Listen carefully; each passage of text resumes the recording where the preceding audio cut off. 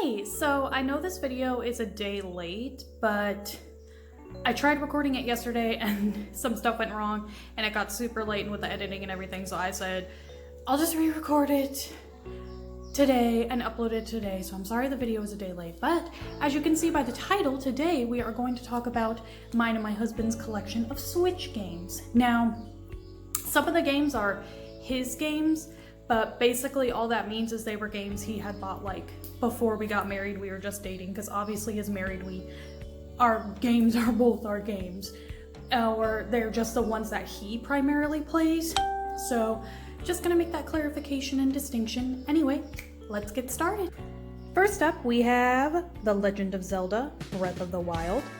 If you don't have this game already, I mean, I guess at this point you don't really want it, but it's a good game. I mean, I personally kind of like the style of the other Zelda games better, but it is really fun to have more of like a Skyrim open world Zelda type game. It's just good to have on the go, you know? Honestly, it's a really solid game, nice soundtrack, looks great. It's super fun to play. I'm admittedly nowhere close to beating it, because when I get these kinds of games, I just like to mess around a lot.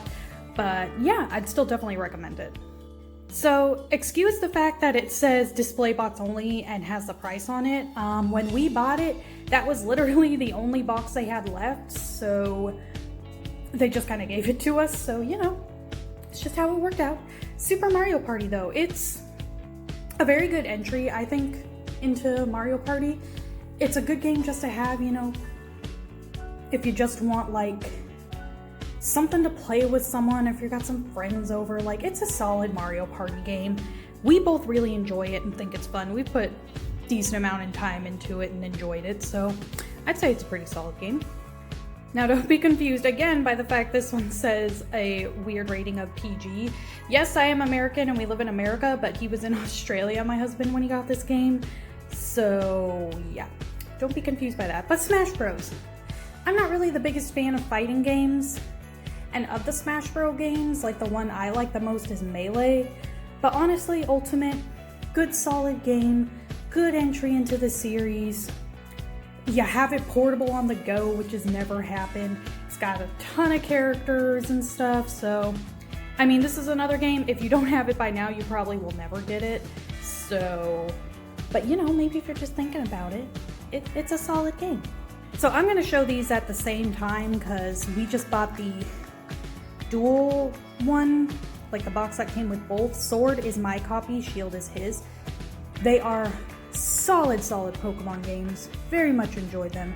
Great graphics. Some of the Pokemon are ridiculous, yes, but honestly, it's Pokemon. It just kind of keeps, you know, adding a little new as it keeps going on. And Sword is mine because I actually won because we were debating who would get which, and fun fact, my husband doesn't exactly care for the way the Shield one looks. He calls him dinner plate face. So yeah, fun times there.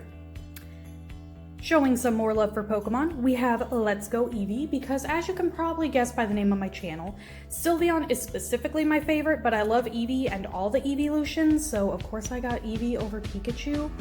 It's just a remake of the original games, but I mean, it's still really fun. Like, it incorporates the Pokemon Go. I feel like it kind of was giving the groundwork for Sword and Shield. So, you know, honestly, it's kind of it's pretty nostalgic, actually, not even kind of. It's just a good game to have, and if you can get that little Pokeball controller thing, which I do have, I highly recommend it.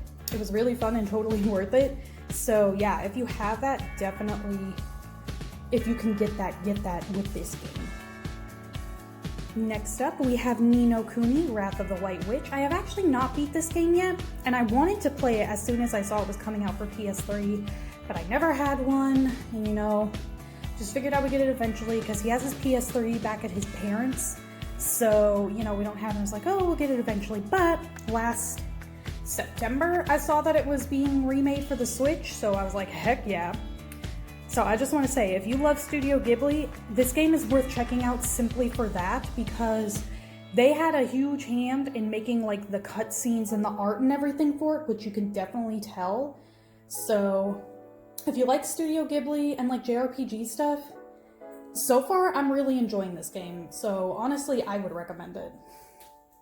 So I sadly don't have the actual case for this, which actually really annoys me. It's just the pre-owned thing, but Moonlighter, I haven't actually played it yet, but I picked it up because from what I read, what it is it's like kind of like a, I would say closer to Rune Factory over Harvest Moon, because during the day you run a shop, everything's all good, you know, you're just kind of doing that simulation thing, but then at night you apparently go into a cave and fight stuff to get, I guess, supplies for your shop. So it seems really interesting to me. And also, side note, if you don't have a Switch and are interested in this game, it is available on PS4. But I really like the casual games like Animal Crossing and Rune Factory and Harvest Moon and stuff, so I just got it because I wanted to give it a try. Alright, good old Mario Kart. So I love Mario Kart. I've played, you know, my first console was the GameCube, so I had Double Dash and Mario Kart Wii. I got 8 on the Wii U, I got 7 on the 3DS. So obviously I had to get this one because Mario Kart is actually the only racing game I can play, and I just like to say I'm actually pretty dang good at it, if I do say so myself. Yeah. So, I mean, who wouldn't want another Mario Kart that you can take on the go? And it's a good, again, another good game for if you got a friend over, or if you know you're with your significant other and you guys are just bored. Good solid game, you can't go wrong with Mario Kart. Oh my goodness, okay, so when I saw they were making Luigi's Mansion 3, I was super excited because I freaking love these games. Even from the first game, when I learned they were making 2 all those years later, I was super pumped and excited. I never thought we'd get a 3, like, it was good. It was a good Halloween day for me, for a lot of reasons, but, you know. So, anyway, this game, awesome game. You don't have to have played 1 and 2 in order to get this game, but I do recommend it just so you get kind of the full story, and just because they're really good games anyway. So yeah, if you don't know about Luigi's Mansion still, go out and get this game, honestly. Alright, Little Dragon's Cafe. So this is another kind of Harvest Moon, Rune Factory, in that kind of area, you know, the, what is it, Stardew Valley type game genre.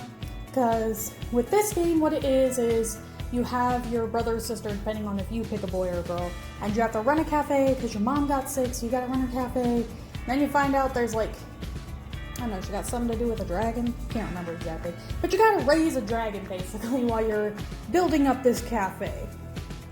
It's a really simple, easy game, but honestly, it's nice to just kind of pick up, chill. It's got a dragon in a cafe. I mean, I don't know what more you could want if you like simulation type games. Honestly, I'm really digging it. I really love it. It's cute. It's fun. Alright, next up we have Katamari Damacy Reroll. I love the Katamari series. They're very odd games. You honestly really won't find anything like it. I feel like they've gotten more popular in recent years, but I still feel like they're decently unknown. This is a remake of the original that was on the PS2, but honestly, I think it's a solid remake, you know, and it's just nice to be able to take Katamari on the go, even the original. These are really fun games if you're into just kind of a quirky, and it has a really good soundtrack because you're just going around rolling stuff up to make it a star. Like, it's a fun game. It's pretty relaxing unless you're like me and you start raging because you keep bumping into stuff and keep losing all your shit. But just don't be bad like I am and you won't rage. Simple as that. Okay, if you don't have Fire Emblem Three Houses, by now, I don't think you'll ever get it unless it was just you're trying to save money for it, then I understand. But Fire Emblem games, solid JRPGs. Three Houses has a lot of replay value because, like, I chose the House of the Golden Deer. And I got different story and stuff and knew some different things but didn't know other things that my husband did because he chose...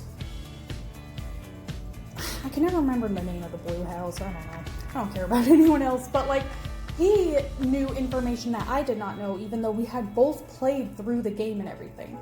So each house gives you a different, like, aspect to the story. So it's definitely got that replay value. And this one, my husband has a DLC. And the DLC, I've heard, honestly adds a lot. It is very much worth it. So, like, if you're looking, you know, JRPG, definitely pick this one up. Okay, so I have actually not played these, much to my husband's disappointment, because Final Fantasy X is his favorite. So, you know, I knew I always was wanting to play Final Fantasy games, and this was one of them I figured I would play. So I had on the Switch, Final Fantasy X 10-2. For anybody who doesn't know, because there might be someone out there, with the Final Fantasy games, you do not have to play them in order. You could start on 13, you could start on 9, you could start on 10, you could start on 7. The only ones that, like, you have to have played the original are, like, if you do 10 and 10-2.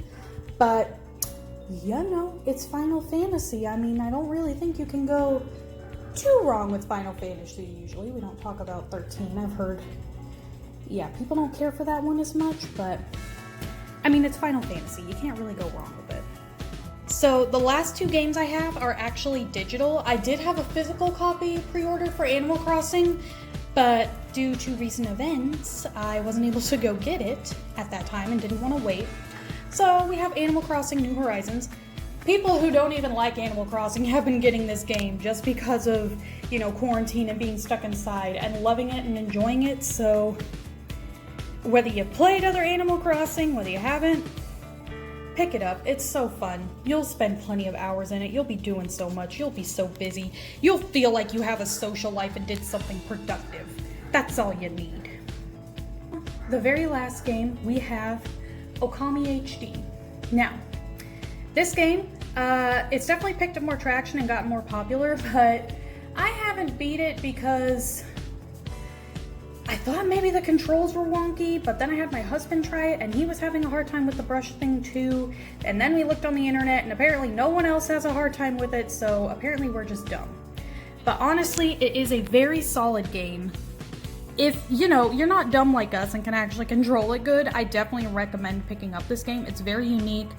The art style is like kind of brush painting art style. It's very much in Japanese folklore.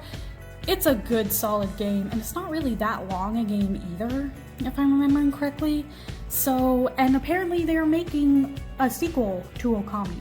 And there is Okami Den where you play as like a puppy, or puppy son, whatever, for the DS. So definitely check this game out.